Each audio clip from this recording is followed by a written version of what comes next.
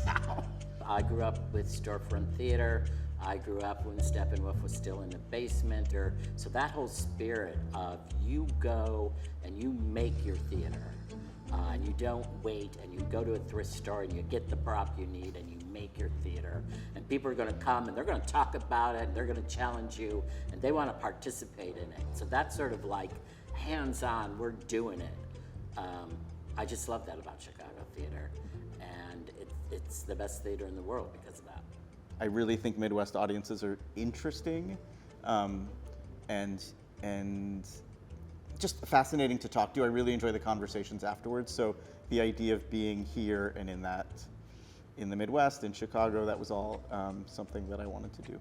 Theater is a place where you can come and meditate on something and be engaged in both what's ridiculous in our lives and how you would negotiate disaster, because you're not in charge of the disaster, but you can be in charge of how you meet it, even if you can't defeat it.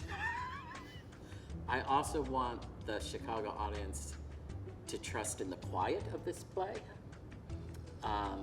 as well as in its audacity.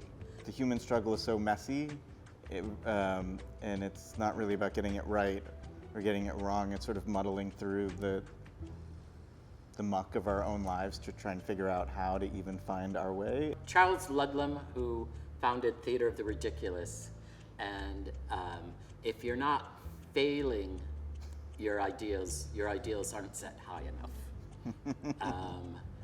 And I think the sense that the human effort, the human experiment is an ideal thing that is bound to fail. And we laugh and we can embrace that together, that is just true. And I guess I hope the Chicago audiences will give themselves the freedom to be in the metaphor of it, and I think meanings will come to them. That's like we found that audiences will sometimes say, but Kenny and Dean, what did it mean? And we'd say, well, what did you think it meant? And they'd give us 5 different answers and we'd be like, it meant all of those things.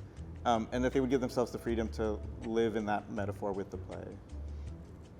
And I think I also want the audience to go, what false idea are we living that we need to let go of? And how is that false idea a container, perhaps a trap, something that's limiting my emotional life? Yeah. And let's let go of it. And I think that's a thing that I want everyone in the audience to reflect on. Yeah, sometimes the things we hold on to for safety and security are the things that are strangling us most, but we don't know it.